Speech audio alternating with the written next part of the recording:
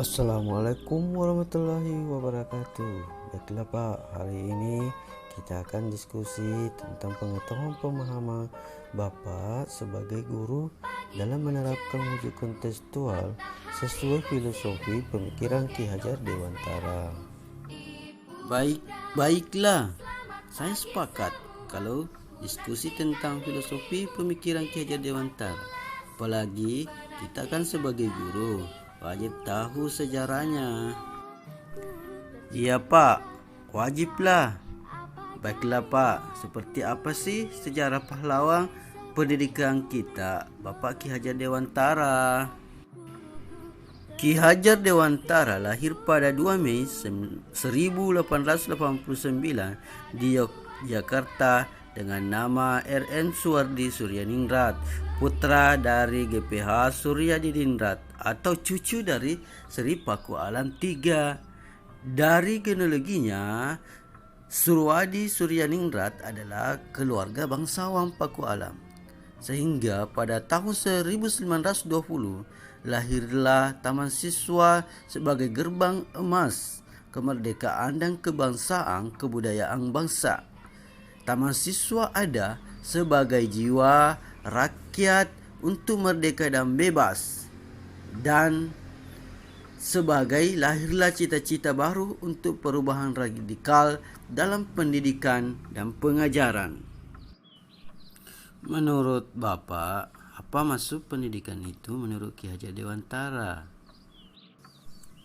Begini Pak, menurut Ki Hajar Dewantara, pendidikan itu adalah tempat persemaian benih-benih kebudayaan yang hidup dalam masyarakat kebangsaan, di mana pendidikan itu tuntunan dalam hidup tumbuhnya anak-anak.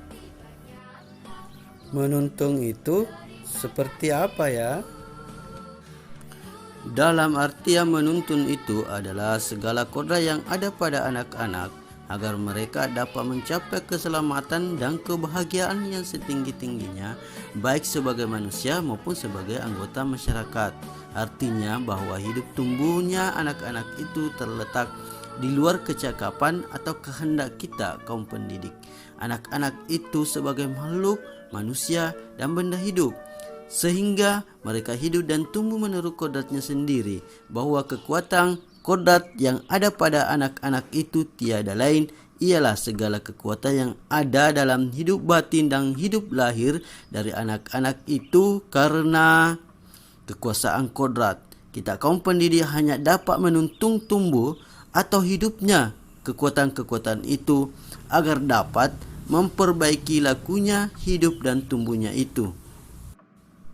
Jadi, dalam menerapkan secara kontekstual pemikiran filosofi Ki Hajar Dewantara di sekolah, seperti apa yang akan dilakukan Pak? Yang akan saya lakukan di sekolah dalam menerapkan secara kontekstual pemikiran filosofi Ki Hajar Dewantara adalah yang pertama, menuntun segala kekuatan kodrat pada anak. Dan yang kedua, berhamba pada anak. Artinya pendidikan akan berpusat kepada anak. Yang ketiga, budi pekerti, yaitu menciptakan pikiran, perasaan, kemauan, dan tenaga pada anak dengan baik. Wah, seru juga ya Pak diskusi kita hari ini tentang filosofi Ki Hajar Dewantara. Banyak ilmu yang saya dapat diskusi kita kali ini Pak. Makasih ya Pak atas ilmunya. Sama-sama Pak. Itulah sebagai pendidik Pak. Sebelum mengajar anak, kita sebagai pendidik harus banyak belajar supaya anak-anak kita lebih cerdas. Makasih juga ya Pak atas diskusinya hari ini.